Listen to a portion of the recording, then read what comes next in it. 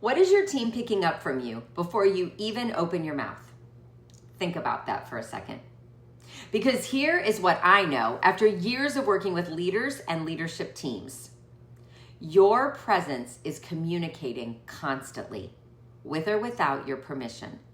And most leaders have no idea what it is actually saying. Think about the last high-stakes meeting you walked into. Maybe you were stressed, maybe you were distracted, maybe you were running on 3 hours of sleep and back-to-back calls, and you thought you were holding it together pretty well. Were you though? Your team was reading you the moment you walked in, the way you sat down, whether you looked present or somewhere else entirely, whether your energy said, "I've got this," or "I am barely keeping it together right now." They noticed. They always do. And here's what happens when they do. They hold back ideas. They stop bringing problems to you because they don't want to add to your plate. And they spend their energy managing you instead of bringing their best thinking to the table. This is a presence problem. I'm Kelli Risse, and I work with leaders and organizations who want to improve communication, leadership effectiveness, and sustainable performance so teams can perform at a higher level without burnout. And one of the first things I look at with every leader I work with is not their strategy or systems, it is their presence. Because presence is where communication either starts working for you or quietly working against you. Now, here's something I want you to think about. Some leaders naturally walk in with energy that fills the room. Other leaders with directness and confidence. Some make everyone feel heard the moment they sat down. And others earn trust through precision and preparation. Your behavior style gives you a head start in certain rooms, and that is real. But here's the distinction most leaders miss. Your default style and your intentional presence are two completely different things. The leader who naturally lights up every room can still walk in distracted and broadcast stress. The direct, confident leader can still bulldoze a conversation that needed something entirely different. The leaders who communicate with the most impact are not just leading from their default. They are leading with awareness of it. So let me ask you this. Do you know which one you are? Let me show you what this looks like in real life. I worked with a senior leader who was sharp, prepared, and capable. She was also broadcasting stress before she said a single word in every meeting she walked into.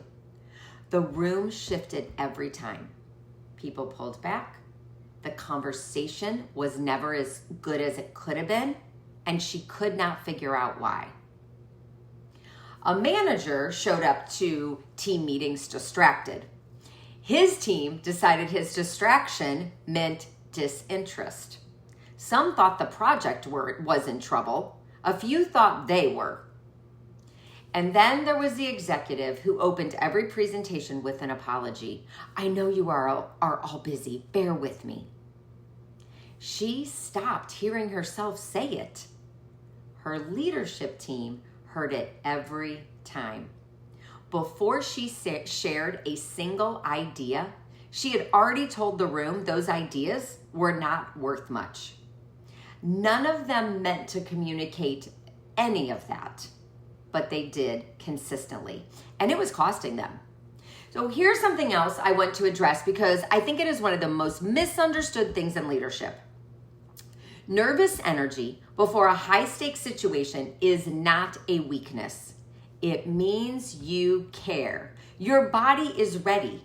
That energy is actually useful if you know what to do with it. The problem is not the energy. The problem is when it has no direction. It shows up as fidgeting, over-talking, rushing, or pulling back at the at the exact moment you need to step forward. So the goal is not to calm down. The goal is to give that energy somewhere useful to go before you walk in the door. So how do you do that? Before your next high-stakes meeting, presentation, or difficult conversation, ask yourself one question. Before you decide what you want to say, before you determine the outcome you want, ask yourself, how do I want to show up as a leader in this specific moment? Pick 3 words: calm, direct, grounded, decisive, credible, whatever fits the moment. Write them down if you need to. Say them before you walk in. That decision gives your energy direction. You stop walking in reactive and start walking in intentional. Same energy, completely different impact. And then start noticing the habits that are quietly undermining your presence before you even open your mouth.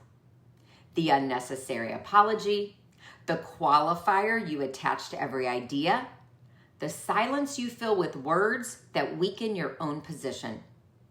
You cannot lead beyond a pattern you cannot see. Start seeing this one. Presence is a decision you make before you walk in, and practice it until it becomes the way you lead. Your team is already reading you. They are forming opinions, adjusting their behavior, and deciding how much to bring to the table on what they pick up from you before you say a word. The question is not whether you are communicating. You already are. The question is whether you are doing it on purpose. If this resonated, subscribe so you don't miss the next one. And if you are ready to find out how your communication style is showing up under pressure, visit me at kellirisse.com to schedule a complimentary strategy session. I will see you in the next video.